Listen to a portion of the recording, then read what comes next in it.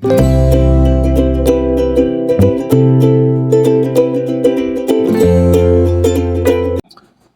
hello, salam sejahtera Malaysia. Selamat datang ke channel Fels Lifestyle. Terima kasih kerana terus setia dan terus bersama di dalam channel ini. Tuan-tuan dan puan yang saya amat hormati, di sebalik rakyat Malaysia, rakyat Sabah, jentera-jentera parti, pemimpin-pemimpin parti, pemimpin-pemimpin politik yang bersedia untuk menghadapi PRN 17 Sabah, di mana Ketua Menteri Sabah sudah mengumumkan, sudah mengesahkan bahawa tarikh pembubaran DUN Sabah adalah sebelum 11 November. Nah, saudara-saudara, berkaitan dengan PRN 17 Sabah, kita juga digemparkan dengan skandal rasuah Sabah. Adakah perkara ini berkesinambungan? Kita pun tidak tahu.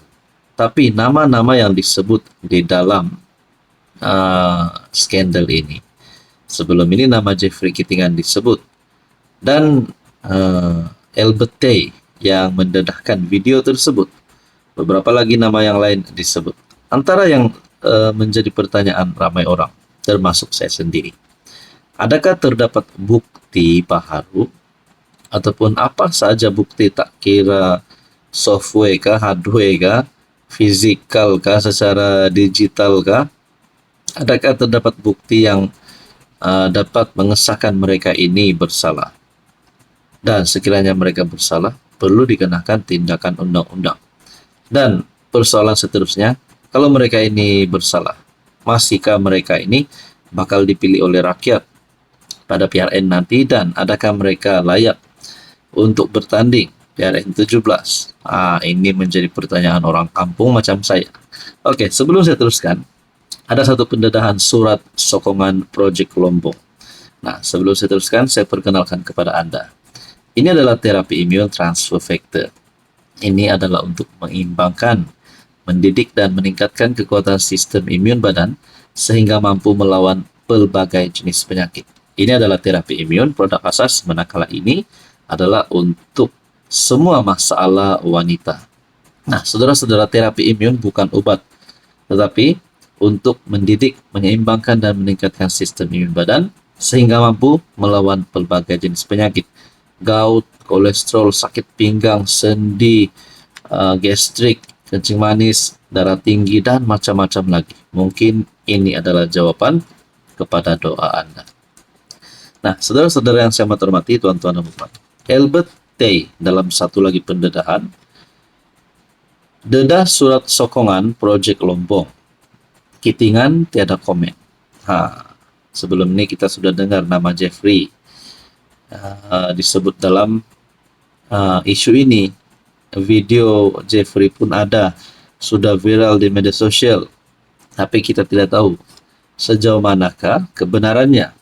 Adakah Jeffrey bersalah? Adakah Jeffrey sebenarnya tidak bersalah? Nah, ada pengakuan daripada Jeffrey, beliau menafikan perkara itu.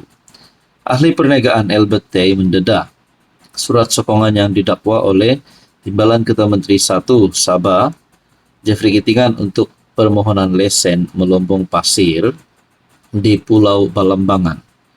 Pendedahan terbaru itu susulan Presiden Parti STA menafikan terbabit dalam skandal perlompongan dan menyifatkan dirinya sebagai konservasionis atau individu yang menyokong usaha pemeliharaan alam. Dalam surat bertarik 25 April 2022 yang ditujukan kepada Ketua Menteri Sabah, dalam surat yang didakwa bertarik 25 April 2022 ditujukan kepada Haji Jinor, Kitingan didakwa mengesahkan permohonan lesen melombong pasir di Pulau Balambangan di Sabah yang merupakan usaha sama dengan Yayasan Sabah. Sehubungan dengan itu, saya berharap YAB Datuk Seri juga akan memberi sokongan dan kelulusan penuh ke atas projek ini. Kata surat itu, ketika dihubungi untuk memaklum balas mengenai surat yang didakwa itu, Kitingan sekadar menjawab tiada komen. Kita tertanya-tanyalah kenapa Jeffrey Kitingan hanya menjawab tiada komen. Adakah Jeffrey nak lari? Tapi saya rasa tidaklah.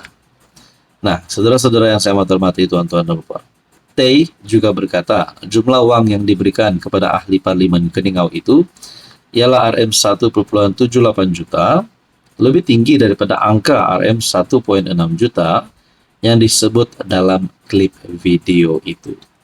Jadi tuan-tuan dan puan, ini adalah dapatan terkini. Kalaulah ini menjadi bukti terkini surat sokongan Projek Lombong, adakah bukan sahaja Jeffrey, bukan saja nama Ketua Menteri Sabah, ataupun mungkin ada nama yang lain yang bakal disebut, bakal didedahkan. Apapun, kita nantikan saja keputusan yang resmi. Hai, hello, salam sejahtera Malaysia. Selamat datang ke channel Fels Lifestyle. Terima kasih kerana terus setia dan terus bersama di dalam channel ini. Tuan-tuan dan puan, ada satu berita yang membuat netizen mulai tertanya-tanya, membuat rakyat mulai tertanya-tanya. Status berkaitan dengan VIP dan ahli politik yang tidak bayar cukai jalan kereta mewah. Bukan 1.000, bukan 2.000, bukan 3.000, bukan 100.000. Tapi Rm35,7 juta. Ini pasti menarik perhatian netizen. Siapakah VIP ini? Siapakah ahli politik ini? Adakah di kalangan kerajaan? Adakah di kalangan pembangkang hari ini? Nah, saudara-saudara, ini pasti satu berita yang menggemparkan netizen. Tapi sebelum saya teruskan, saya perkenalkan kepada Anda, ini adalah terapi imun, transfer factor.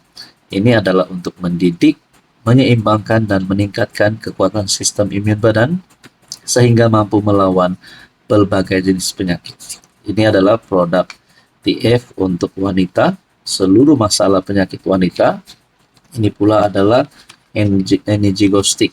Ini adalah untuk menambahkan tenaga dan sudah pasti menyegarkan tubuh Anda, serta yang paling penting dalam produk ini ada terapi imun transfer factor. So, kepada Anda di luar sana yang ada masalah penyakit berulang, ada masalah gout, kolesterol darah tinggi, kencing manis, dan macam-macam lagi. Sakit pinggang, sakit bahu, sakit lutut. Mungkin ini adalah jawaban kepada doa Anda. Sekiranya Anda berminat ingin mengetahui lebih tentang terapi imun, Anda boleh menghubungi saya di nomor yang tertera. Oke, saudara-saudara, VIP ahli politik tak bayar cukai jalan kereta mewah Rm35,7 juta. Siapa mereka? Kementerian Pengangkutan mendedahkan tunggakan cukai jalan melibatkan kenderaan mewah yang masih belum diperbaharui, kini mencecah Rm35,7 juta. Menteri Pengangkutan Anthony Loke berkata, jumlah itu membabitkan kenderaan milik individu berprofil tinggi, termasuk tokoh kenamaan, ahli korporat, serta ahli politik.